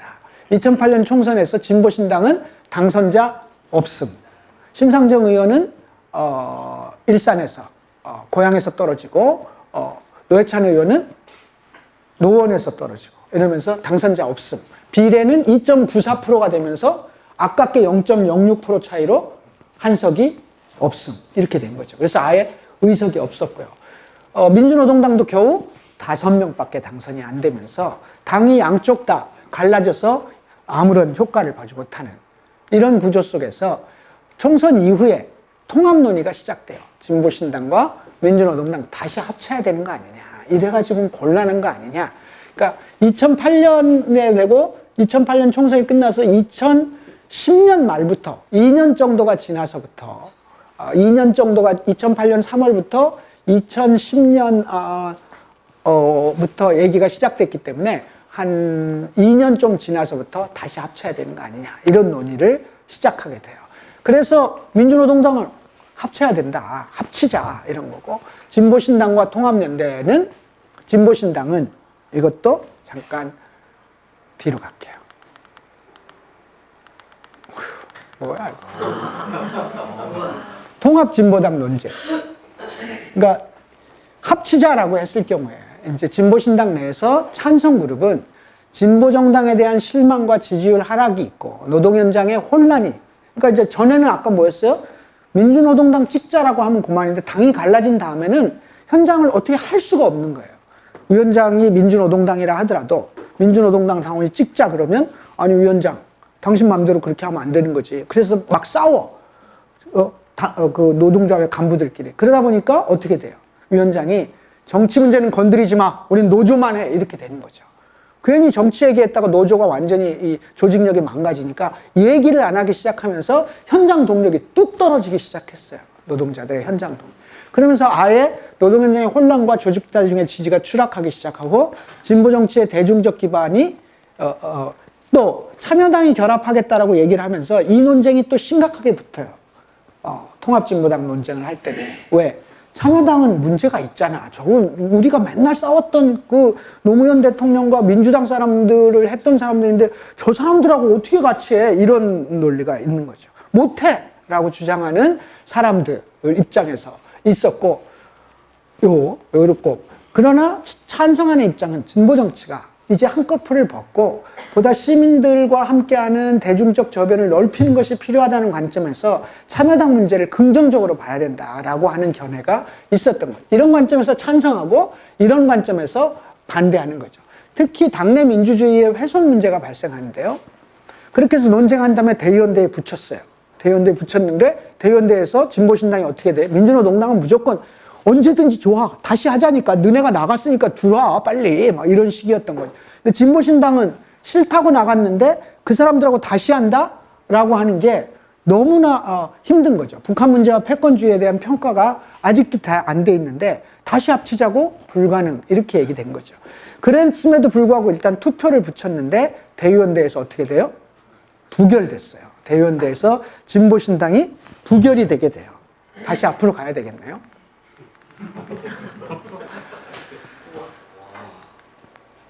부결이 되면서 통합연대라는 걸 구성해서 떨어져 나와요. 진보신당에서.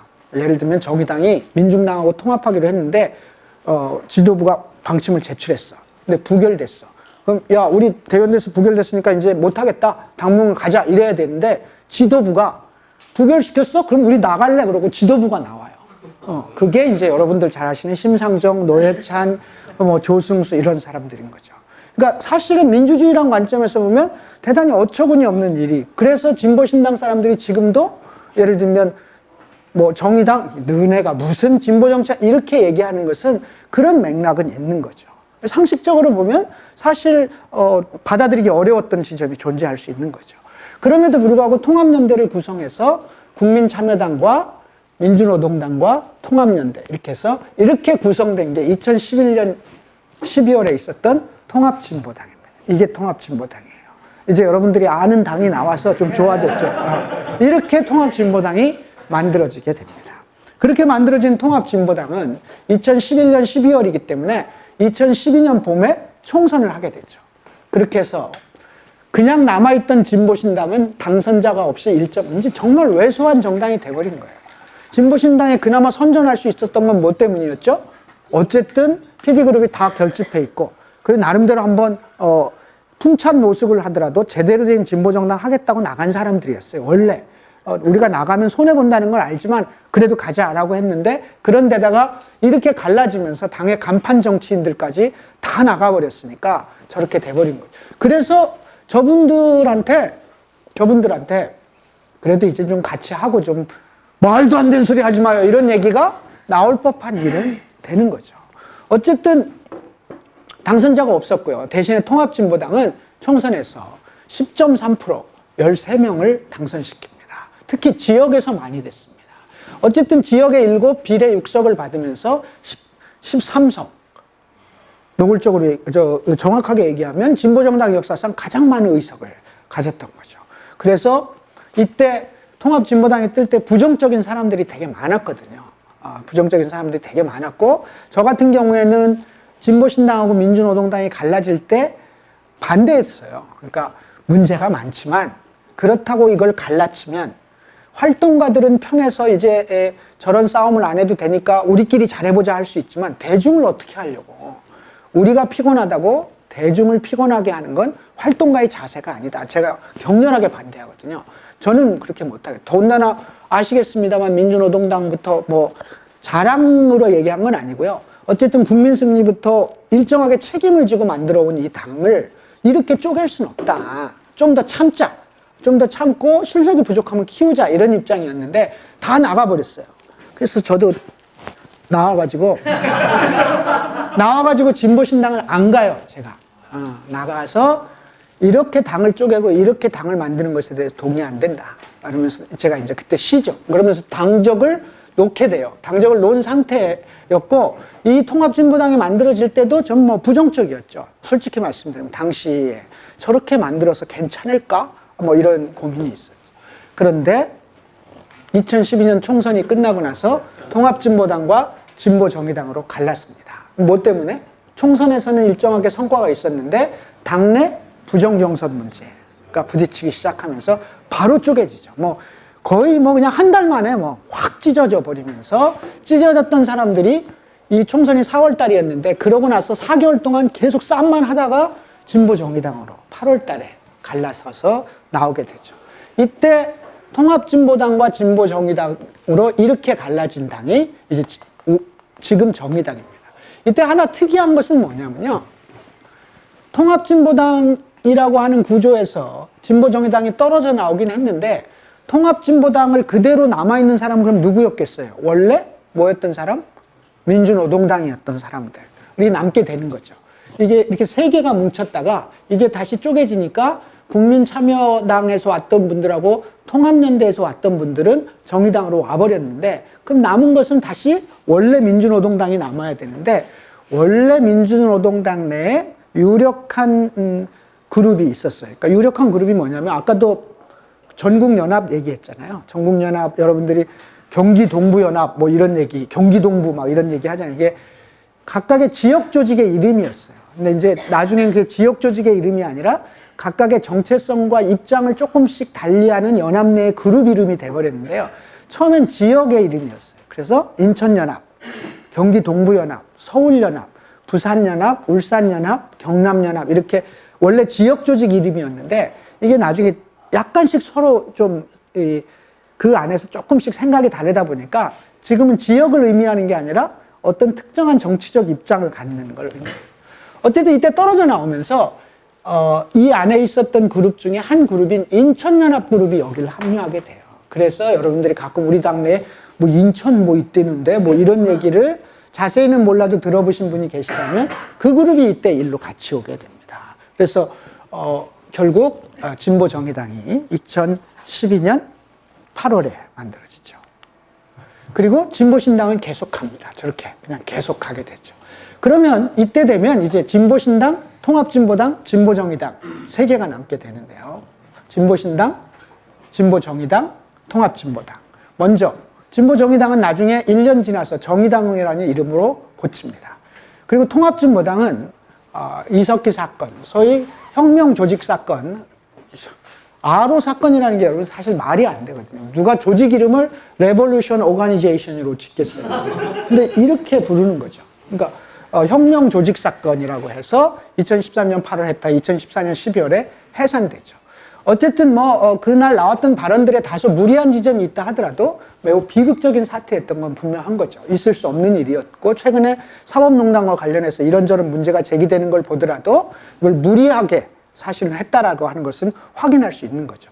이 노선에 동의하고의 여부를 떠나서 민주주의라는 관점에서 매우 민주적이지 못한 것을 확인시켜준 사건이었는데, 통합진보당은 네.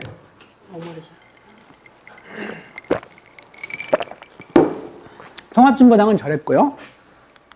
진보신당은 이후에 노동당이라는 이름으로 바뀌어지는데요. 원래 사회당이었던 조직에서 이렇게 정리가 사회당이 합류하면서, 저 사회당은 뿌리를 쭉 내려보면 어디에 가다 있냐면, 국민승리 할 때부터도 국민승리 20일 민주노동당, 전 너네 너무 왼쪽에 있기 때문에 우린 너네랑 같이 안 해라고 했던 좌측 그룹이 있었어요. 청년진보당 이런 식으로 쭉 이어왔던 그룹인데요. 소수한 정당이죠. 산호맹은 아니에요? 산호맹은 아닙니다. 사회당이 어쨌든 이렇게 결성을 해서 합쳐지면서 노동당으로 가게 돼요. 이때 노동자정당 추진회의라고 하는 게 2012년에 만들어지는데요. 어쩔 수 없이 제 얘기를 해야 되는데 제가 만들었으니까 이제 그때 그 고민을 하게 되는 거죠. 언제까지 이렇게 갈 거냐. 결국 이 문제는 한때 진보정당 운동의 중심에 섰던 노동자들이, 예전만은 못하겠지만 노동자들이 나서서 진보정당 운동에 대해서 새로운 정리와 흐름을 만들어야 되지 않고는 이 그림 가지고는 한국의 진보정치가 더 이상 성장하기 어렵겠다 이러면서 노동자정당 추진회의를 지역마다 다니면서 지역 조직을 이제 혼자 만든 거죠. 맨땅에 헤딩하느라고 노동운동 오래 했으니까 너네 이러면 안 되지. 다 모여. 이렇게 해서 이쪽 지역 가서 모여서 강원도에서 모이고 경상도에서 이렇게 해서 지역 조직을 만들고 추진회의를 만들고 노동정치연대라고 하는 조직으로 확장시키면서 노동정치연대가 다 모여. 노동당도 모이고 정의당도 모이고 통합진보당 없어졌으니까 모이고, 그리고 마침 국민모임이라는 게 당시에 또 만들어지는데요. 김세균 선생, 손우철 선생 등 지식인과 사회단체, 시민단체에서 만든 정치 조직인데요. 다 모여서 뭘 한번 해봅시다. 그래서 이제 정리합시다. 정리. 더 이상 이렇게 가지 맙시다. 민중당은 없어졌죠. 통합진보당은 저렇게 해산됐다 하더라도 진보정치 새로 해봅시다. 그렇게 해서 다시 모여요. 근데 노동당에서 다시 하자니까 또 논쟁이 또 벌어져요. 남은 사람들끼리 이제는 그냥 가자. 그만 가자. 이렇게 주장을 하기도 하는데, 그 주장이 여기 나와요. 사자통합 정의당을 할 때 또 한 번 진보정당에 대한 찬성, 실망과 지지율이 하락하고 있으니까 다시 하자. 그리고 노동정치도 붕괴되고 있고 노동중심 정당을 복원하기 위해서라도 다시 해야 된다. 정의당 중심으로 진보정치를 재편하는 것은 불가피한 일이다. 그러니까 정의당에 대한 평가를 더 이상 과거의 평가에 머무르지 말고 적극적으로 이해하고, 정의당이라고 하는 현실적으로 존재하는 진보정치를 쟤네들이랑 안 놀아 이래서 해결될 문제가 아니니까 정의당 중심의 진보정치가 재편이 불가피하다는 걸 인정하고 새롭게 출발해보자. 이게 이제 찬성 입장이고, 반대는 정의당은 진보정당으로서의 정체성이 있는지 진짜 의심스럽다. 여전히 너무 오른쪽으로 가 있는 거 아니냐, 말하자면. 이렇게 생각하는 사람들, 당내 민주주의에 대해서 아까 얘기한 거예요. 이미 깨버리고 나가고 지도부가 그런 입장을 갖고 있기 때문에 안 된다. 그리고 정의당은 노동정치에 대해서 좀 부정적이지 않냐. 노동자들에 대한, 노동자 정치운동에 대해서. 또 정의당이 기득권을 보수해서 당명이나 이런 것들을 안 바꾼다라고 하니 같이 못하는 거 아니냐. 합치면 당명은 바꿔줘야 되는 거 아니냐. 이런 얘기들을 반대 논리로 가지고 논쟁을 합니다만, 결과적으로 저 내에서 노동당이 논쟁하다가 또 진보 결집으로 갈라져요. 그래서 우리는 통합할래. 또 누가? 또 지도부가. 그러니까 노동당 내에 또 지도부. 여러분 이제 나경채 대표가 당시에 노동당의 당대표였는데요. 나경채 대표가 똑같은 방식으로 부결된 다음에, 그러니까 그때는 그래도 그러면 당원 총투표로 하자. 그리고 이때 부결이라는 것도 50%는 넘었거든요. 50%는 넘었는데 3분의 2가 안 됐다는 이유였는데 어쨌든 형식적으로는 부결됐던 거죠.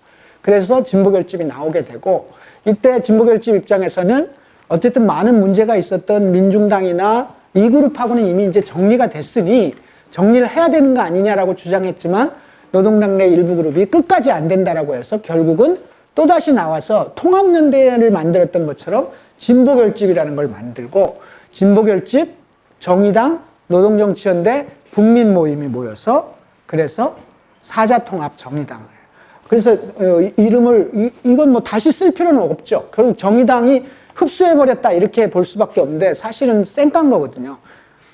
나중에 문중근이 100만 빌라 하는 거예요. 선거 끝나면 당명도 고치고 뭐 이렇게 얘기를 했는데 선거 끝나면 꽝이죠 뭐. 왜냐하면 2015년 10월 달에 통합을 했기 때문에 2015년 10월 달에 했기 때문에 2016년 총선을 끝내고 해야 될 거 아니냐. 야, 너네 노동정치연대 뭐 지금 다른 이름 해갖고 선거를 치를 수 있어? 막 이렇게 얘기를 현실적으로 한 거죠. 그러면서 정의당으로 가게 됐습니다. 정의당으로 갔다가 한편 통합진보당은 해산된 다음에 민중연합당과 민중의 꿈으로 갈라져요. 한쪽 그룹은 빨리 당을 다시 만들자라고 해서 게 민중연합당. 이 그룹은 예를 들면 이제 이 그룹 내에서 가장 좀 급진적이랄까요? 예를 들면 경기 동부 또는 뭐 광주 전남연합 이런 데가 만들었고 이 그룹은 부산, 울산, 경남이 지금은 당을 만드는 건 시기상조다 이런 거였죠. 그래서 한때 이 민중의 꿈을 제가 공을 많이 들였어요. 야, 민중연합당은 어쩔 수 없더라도 민중의 꿈 너네는 정의당하고도 같이 하면서 다 같이 한번 하면 안 되겠냐. 정리하자, NL그룹도. 그러니까 경기 동부와 광주는 어쩔 수 없지만 부울경 정도는 같이 해야 되는 거 아니냐. 엄청 꼬셨는데요. 상당히 넘어오는 것 같았지만 결과적으로는 어떻게 됐을까요? 결국 초록은 동색이라서 그 이해는 하는데요.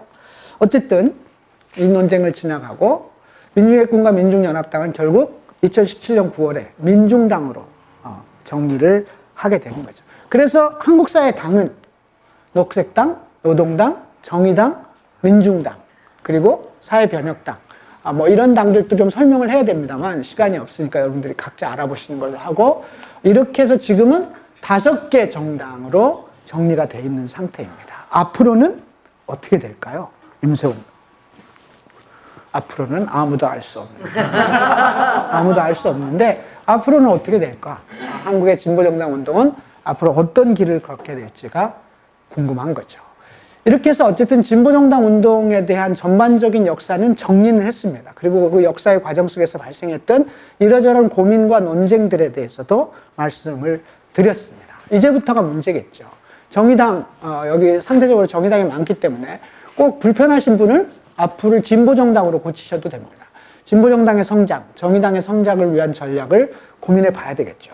그러면 이 역사 속에서 무슨 고민? 선거제도 개혁도 있고 뭐 또는 진보정당으로의 정체성, 기본 방향, 이념 혹은 젊고 매력적인 현대정당, 청년정당의 문제 혹은 자유주의 정당과의 관계, 민주당과의 차별성 문제 혹은 안정적인 성장 기반 두 자릿수 지지율 문제 혹은 뭐 노동의 문제 이런 것들을 고민을 해봐야 되겠는데 이런 얘기는 다음 시간에 하는 걸로 하겠습니다. 이것은 오늘은 역사고 과제와 전망에 대해서는 다음 시간 실천 과제도요. 지역 정치를 활성화하는 문제, 급진적인 정책 의제의 문제, 당원 교육 확대와 대중적 토대 강화, 부문운동, 당내 민주주의, 조직 노동 사업, 다시 진보대 통합을 고민할 건지, 다시 연정 또는 협치 문제. 결국 지금 우리가 실천 과제로 갖고 있는 문제는 뭐예요? 역사 속에서 다 논쟁되고 고민됐던 지점들이 한 번 더 확인되는 거죠. 물론 다른 과제들도 존재할 수 있는데 이런 문제들은 다음 시간에 해보는 걸로 하겠습니다. 과연 우리는 민주노동당이 꾸었던 그 꿈을 실현할 수 있을까? 6강에서 그런 얘기들을 함께 나누는 시간을 가져봤으면 좋겠어요. 이게 민주노동당 무슨 노래죠? 민주노동당. 잠깐만 듣고 얘기를 마무리하는 걸로 하겠습니다. 기억해서 안 된 거 아니에요? 다 기억하신대.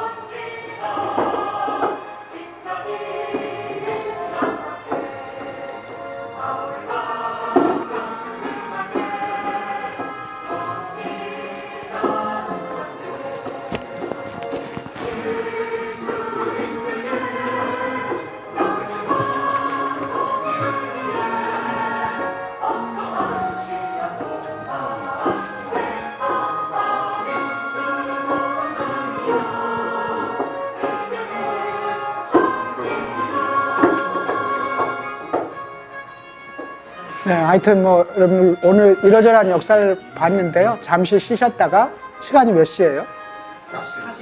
시간이 많이 됐네. 네. 네. 하여튼 오늘 뭐 이러저러한 얘기했는데 역사적으로 있었던 사건을 중심으로 기억하지 마시고 역사적으로 있었던 고민들을 중심으로 여러분들도 함께 고민해 주셨으면 고맙겠습니다. 얘기 마치겠습니다.